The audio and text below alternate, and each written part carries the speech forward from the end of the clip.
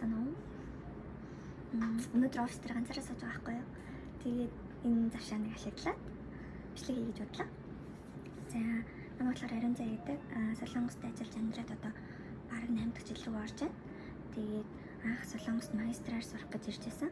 Тэгээд магистраа төгсөөд хангалтгүй санагдаад ер нь бол үргэлжлүүлж байгаа суралцъя. Солонгосын барилгын салбар бас ямархуу ажиллагаатай, ямар арга чиглэлээр ингэ явдаг талаар сонирхоод ажиллаж үзмээр санагдаад тэгээд анх үлдэх шийдвэр гаргаж ирсэн. Тэгээд энэ компанид болохоор 2020 онд орсон байхгүй. Тэгээд тэрнээс хойш ингээд одоо бараг 5 дахь жил рүү орж ин дунд нь 2 удаа декрет аваад амарсан.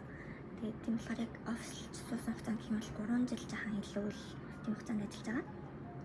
Тэгээд өнгөрсөн хугацаанд болохоор манай компани урд сууцны, эсвэл агуулгын, эсвэл автобазын гэдэг янз бүрийн төсөл хийдэг байсан.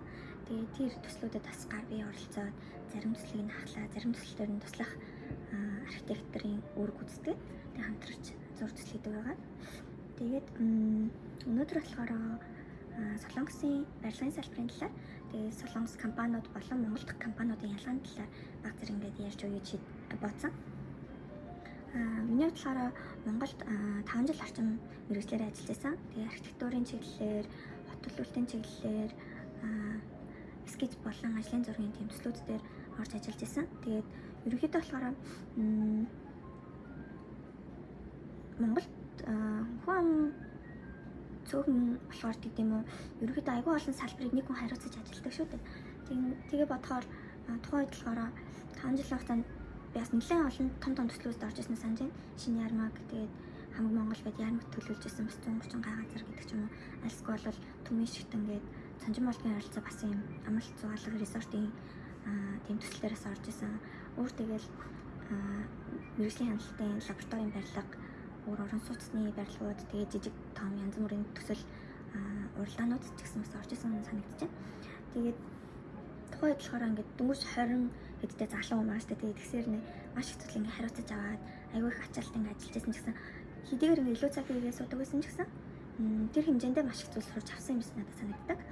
Тэгээд яг тэрнийхээ хүчээр бас яг юм Солонгост мэргэжлээрээ үргэлжлүүлээ сурах, ажиллах боломж олсон байхгүй юу? За анх болохоор тэтгэлэг аваад 2 жил сурах гад магистраар сурах гад иржсэн. Тэгээд тухайн үед болохоор хот төлөвлөлтийн лаборатори, архитектурын лаборатори ингээд ахалдаг тийм профессор багшийн одоо удирдлагын доор диплом бичээд ИНА их сургууль сурч байсан байхгүй юу. За тэгээд 2 жил болгоос маш уртан өнгөрт юм лээ. Тэгээд лабын амьдралыг болохоор маш сонирхолтой. За би энэ талаар болохоор дараа тусна ярьж өгье. Харин мэргэжлээрээ төгсөөд гараад ирсэн хүний болохоор Солонгост яг ийм зах зээл дээр нь мэргэжлээрээ ажиллах боломж маш их байдаг. Тэр дундаа барилгын салбар болохоор хэрвээ тухайн хүн туршлагатай, тэгээд тодорхой хэмжээнд ингээд гүйцэтгэсэн ажил ингээд нүдэнд харагдах зэрэг тийм портфолио энэ төр бэлтгэсэн байгаа бол тэр ингээд компаниудад CV-тэй хамт явуулахад сонгогдож гарч ирэх магадлал маш өндөр. Тэгээд ажилд орсон цагаас эхлээл ерөнхийдөө хамгийн багаас нь эхлээд явдаг. Тэгээд миний хувьд болохоор энэ компанид анх орохдоо туршлагатай, гэхдээ гадаад хүн байсан учраас зэрэгтийн хувьд хамгийн доод чатанд нь байгаа. Гэхдээ одоо чинь ажил авч хариуцж хийж байгаа талаараа болохоор одоо дунд түвшний ажил хийдэг байсан гэх юм уу? 교신 받았습니다. 아름자입니다. 네. 네, 다들 나으셨어요. 네, 오늘 황민수 기자님 연차세. 네. 네. 네. 네, 알겠습니다.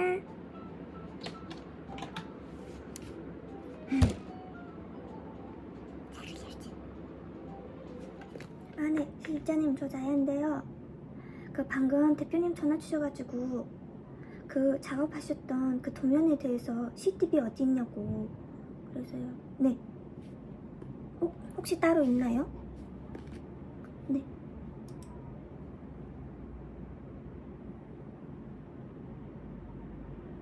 네.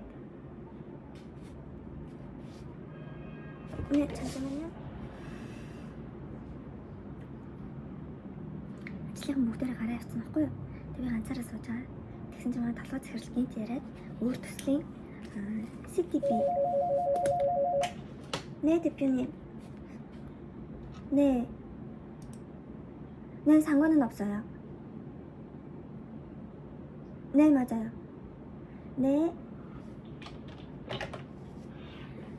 автокад гэдэг програм дээр зураг хэвлэхэд тухайн зургийн зураасны өнгө леерээс хамаарат ерөнхийдөө ингээд зураасыг бүдүүн нарийн зурж болдог байхгүй юу? Тэгээ тэрнийг сая өгөөч гэд миний хариуцаагүй төслийн талаар асууад санарлаа шүү. Окей. Back to the story. Атлаа. Ерөнхийдөө Солонгос зургийн компани болохоор Монголынхаас ялгаатай нэг юм. Би бол архитектор мэргэжилтэй. Гэхдээ би архитектурын зураг зурдаг.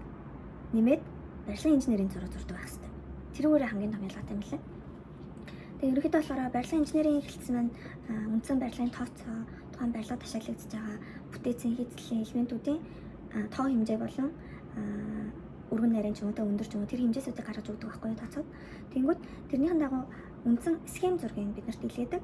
Тэнгүүд бид нар тэр материалын төвөр болон схем зургийг хамтдаад барилгын бүтээцийн хийцийн зургийг нь архитектор хүмүүс зурдаг. Сонирмоод. Анх 5 жилийн өмнө штэ. Анх ажилд орчоод бибигийн талаар ер нь бол барилгын бүтээцийн талаар бол яг Монголд бол баг зэрэг мэддэг байсан. Гэтэ Солонгос зургийн хувьд бол бүр анх удаахгүй. Гэтэ туршлагатай архитектор гэдэг ингээ орсон. Тодорхой хэмжээний нөгөө дундаж шатны төсөл хахалж авч байсан болохоор бас ингээд мэдгүй гэж хэлж болохгүй. Тийм болохоор ерөнхийдөө ингээ давхар аягүй хичээж сурч судалж байсан. Тэгээд мэдээж нөгөө ахлахууд дээрэс нь ингээд тухайн төсөл дээр ингээд зөвлөгч архитекторууд бас хамт байдаг болохоор тэр хүмүүсээс нэлээд зөвлөгөө аваад тийм ингээ барилгын бүтээцийн зургийг анх сурч байсан. Одоо болохоор яг үндсэн ресурсны холбоотой зураглалуудыг уншиж ойлгож чадна. Өөрөө бас дагаад зурж болж байгаа. Манай компани толгой захирлал болохоор өөрөө Ханьян дэх сургуульд багшилдаг профессор юм байгаа.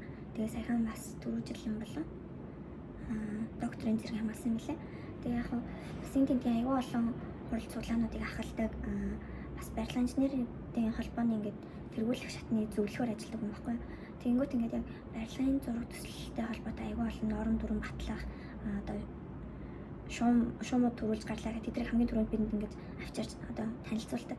Тэгээд сүүлийн үед болохоор Солонгост яригдаад байгаа юм юу гэхээр дөрөв хэлсэнчлэн архитектор хүн барилгын архитектурын зураг, барилгын бүтээцийн зураг зурдаг байсан бол одоо тэрийг ер нь хуульчлаад салгамаар аа гэсэн яриа аюух яригдж байгаа юм лээ. Тэгээд өөр олон орны жишээтэй бас харьцуулж үзээд инженер нь зөвхөн инженерийнхаа тооцоо зураглалыг бүтэн даахаар тэгж авч явах хэрэгтэй гэдэг ингээд талаас нь солонгосчууд аюух ярьж байгаа юм лээ. Тэгээд ирэх юм бол яг аюул олон бас архитектурын компаниуд хол болно гэсэн үг байхгүй. Эсвэргээр аюул олон барилгын инженерийн компани ажил нь улаан илүү нэмэгдэнэ гэсэн үг.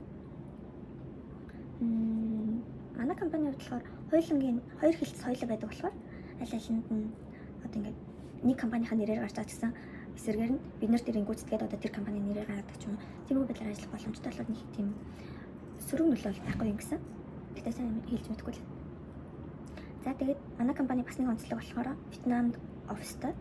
Тэгээ Вьетнам офист маань одоо ойролцоо барилгын инженертэй нийлээд 34 хүн, 35 хүн байгаа юм шиг. За тэгээд бид нар болохоор яг хэлтэс хэлцээрээ бас хамтарч ажилладаг.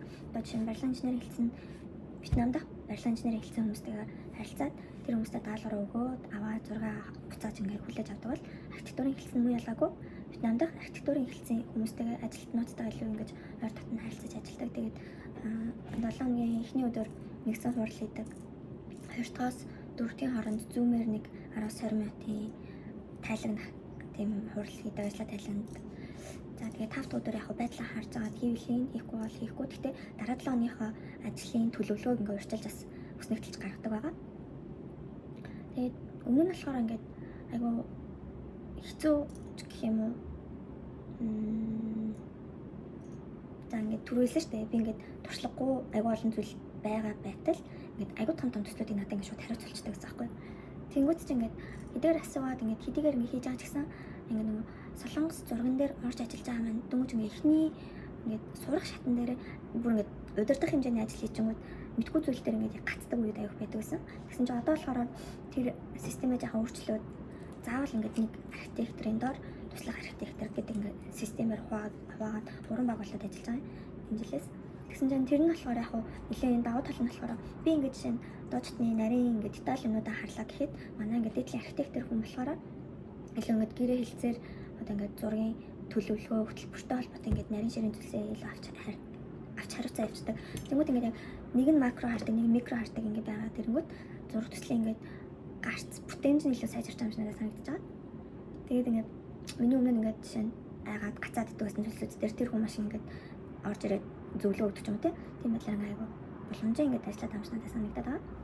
Энэ ажилдаа буцаж орохын өмнө би өөр компаниас нэг 2 сар орчим ажиллаж үзсэн. Тэгээд тэр компанид болохоор бас ялгаагүй офис дээр нэг 6-7 ажилтнтай. Тэгээд талбай дээрээс нэг 2 хүн ажилладаг. Тэгэнгүүтээ ихэнхдээ эскизний зураг сүмийн барилга байгууламж хийдэг гэсэн байхгүй. Сүм гэдэг нь болохоор христийн сүмийн барилга. Тэнгүүд надад болохоор яг ажлын арга барил нь жаахан нөгөө ингээд миний датсан хвшлээс өөр байдаг ч юм уу те. Эсвэл бол зааж зөвлөх хүмүүс айгу хомс байсан надад ерөөдөө тэр газрыг орох хамгийн том шалтгаан байсан. Ерөөдөө ингээд хэдий би ингээд Монгол 5 жил ажилласан, Солонгос ингээд 3 жил ажилласан туршлагатай ч гэсэн хараахан ингээд би тааж за би ингээд бүгдийг ингээд хариуцаад авч явна гэх хэмжээнд арай бэлэн биш юм шиг надад санагддаг болохоор заавал ингээд нэг хүнээс зөвлөгөө авах одоо ингээд юу гэдэг гацсан тэр асуудлуудаа хурдан шийдээд явахын тулд надад ингээд нэг алга архитекторын тусламж ялцж өгөх хэрэг болдог.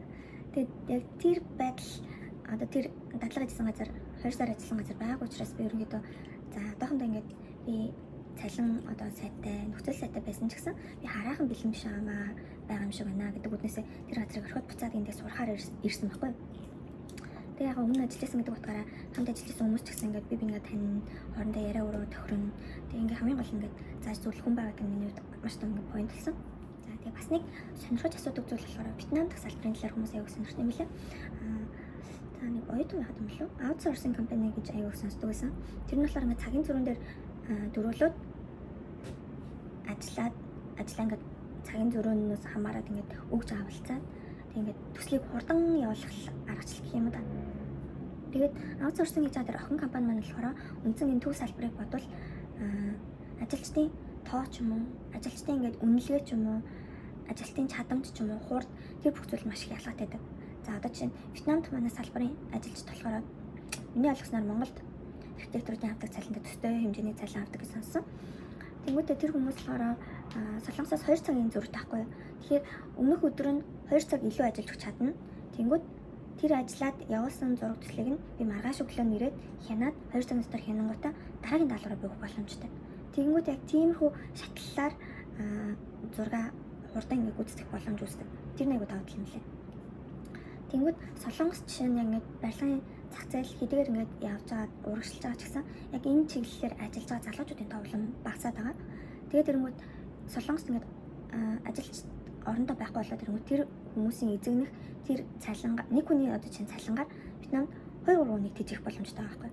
Тэгмэд 2-3 хүний хурдаар тэр ажлыг ингээд ахиулах боломжтой гэдэг үднээсээ ер нь бол аутсорсинг компани, охин компаниуд ингээд аюу Вьетнам руу шахаж гаргаж байгаа юм лээ. Тэгээд манайх төстэй бас хэд хэдэн компани сүүлийн үед ороод ажиллаж байгааг сонсч байсан. Тэгээд тэрнээс үүдээд бас ингээд туршлагатай архитектуруудыг мань булаах ч юм уу те одоо ингээд илүү сайн нөхцөл хандлаад өөрсдөө ингээд уруулж авах тийм зүйлсүүд ч гэсэн гардаг гэж сонсч байсан. Нэг тийм бүх. Өөр таарч сонирхож байгаа юм юу?